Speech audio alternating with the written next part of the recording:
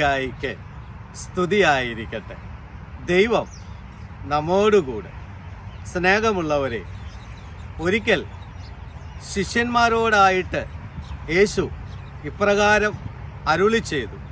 വിശുദ്ധ മത്തായി സുവിശേഷം 19 അധ്യായം 23 തിരുവചനത്തിൽ യേശു അവരോട് അരുളി ചെയ്തു, സത്യമായി ഞാൻ നിങ്ങളോട് പറയുന്നു, ധനവാന് സ്വർഗരാജ്യത്തിൽ പ്രവേശിക്കുക ദുഷ്കരമാണ് എന്ന്. പ്രിയപ്പെട്ടവരെ, ധനവാന്മാർ ഒരിക്കലും സ്വർഗരാജ്യത്തിൽ പ്രവേശിക്കുക ഇല്ല എന്നാണോ ഈ വചനം കൊണ്ട് ഉദ്ദേശിക്കുന്നത്? അതോ ധനമുള്ളവർ ഒരിക്കലും സ്വർഗരാജ്യത്തിൽ പ്രവേശിക്കുകയില്ല എന്നാണോ യേശു പറഞ്ഞത്? ധനമുള്ളത് തെറ്റാണോ?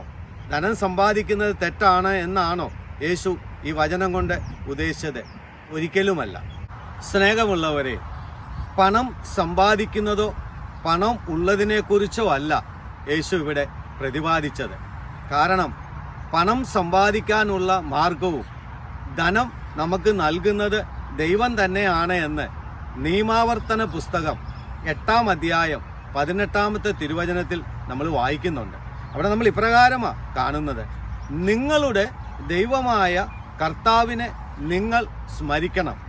എന്തെന്നാൽ നിങ്ങളുടെ പിതാക്കന്മാരോട് ചെയ്ത ഉടമ്പടി നിറവേറ്റുന്നതിനു വേണ്ടി സമ്പത്ത് നേടാൻ ശക്തി നൽകുന്നത് അവിടുന്നാണ് എന്ന് രേഖപ്പെടുത്തിയിരിക്കുന്നു. അപ്പോൾ സമ്പത്ത് നൽകുന്നതും അതിനുള്ള മാർഗങ്ങൾ നമുക്ക് കാണിച്ചു തരുന്നതും ദൈവം തന്നെയാണ്. അപ്പോൾ സമ്പത്തുള്ളതല്ല തെറ്റ്, സമ്പത്ത് സമ്പാദിക്കുന്നതല്ല തെറ്റ്, അതല്ല കർത്താവ് ഇവിടെ ഉദ്ദേശിച്ചത്. പ്രിയപ്പെട്ടവരെ, അബ്രഹാത്തിൻ്റെ ഏറ്റവും അടുത്ത ഭൃത്യനായ ഏലയാസർ പറയുന്ന ഒരു കാര്യമുണ്ട്. ഉൽപ്പത്തി പുസ്തകം 24 അധ്യായം 35 തിരുവചനത്തിൽ, കർത്താവ് എൻ്റെ യജമാനനെ സമൃദ്ധമായി അനുഗ്രഹിച്ചിരിക്കുന്നു, അവൻ സമ്പന്നനാണ്, ആടും മാടും പൊന്നും വെള്ളിയും വേലക്കാരും ഒട്ടകങ്ങളും കഴുതകളും അവിടുന്ന് അവന് കൊടുത്തിരിക്കുന്നു. അപ്പോൾ എല്ലാം കൊടുത്തത് ആരാണ് എന്ന് ഇവിടെ രേഖപ്പെടുത്തിയിരിക്കുക. അബ്രഹാത്തിനെ സമ്പന്നനാക്കിയത് ദൈവമാണ്.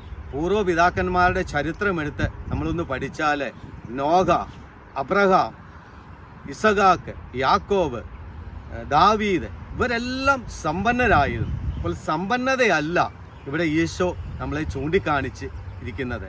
സമ്പത്ത് നമുക്ക് തരുന്നത് ദൈവമാണെന്നും അതിനുള്ള മാർഗം കാണിച്ചു തരുന്നതും ദൈവമാണ് എന്ന് തിരുവചനങ്ങളിലൂടെ നമ്മൾ കേട്ടു കഴിഞ്ഞു. പിന്നെ എന്താണ് പ്രശ്നമെന്ന് വചനം നമ്മളെ ചൂണ്ടിക്കാണിക്കുന്നത്? വചനം എന്താണ് നമ്മളെ ഓർമ്മപ്പെടുത്തുന്നത്? സങ്കീർത്തനം 62:10 ഒരു വാക്യമുണ്ട്, ചൂഷണത്തിൽ ആശ്രയിക്കരുത്, കവർച്ചയിൽ വ്യർത്ഥമായി ആശ വെക്കരുത്, സമ്പത്ത് വർദ്ധിച്ചാൽ അതിൽ മനസ്സ് വെക്കരുതെന്നാണ് പറയുന്നത്. അപ്പോൾ സമ്പത്ത് വർദ്ധിക്കുന്നതല്ല പ്രശ്നം, സമ്പത്ത് ഉള്ളതല്ല പ്രശ്നം, സമ്പത്ത് ഉണ്ടായിക്കഴിഞ്ഞാൽ നമ്മുടെ മനസ്സ് അതിലായി പോകരുത് എന്ന് വചനം ഓർമ്മപ്പെടുത്തുക.